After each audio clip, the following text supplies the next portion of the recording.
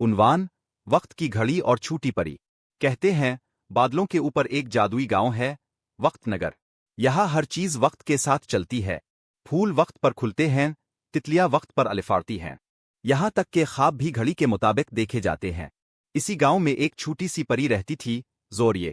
وہ بہت نرالی تھی کیونکہ اسے وقت کی پابندی پسند نہیں تھی۔ وہ کہتی تھی اگر خواب خوبصورت ہوں تو انہیں وقت کے انتظار کی کیا ضرورت ہے۔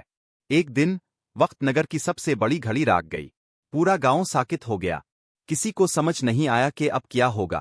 زوریے نے ہمت کی، وہ آسمان کی سیڑھیاں چڑھ کر گھڑی کے دل تک پہنچی، جہاں ایک ننھا سا کرسٹل ٹوٹا ہوا تھا۔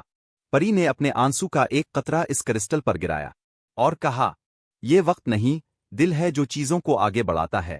اچانک گھڑی چلنے لگی، پھول ہنسنے لگے، بادل گانے لگے اور وقت پھر سے بہنے لگا۔ سب پریاں خوش ہو کر بولے زوریے، تم نے وقت کو دل سے جوڑ دیا۔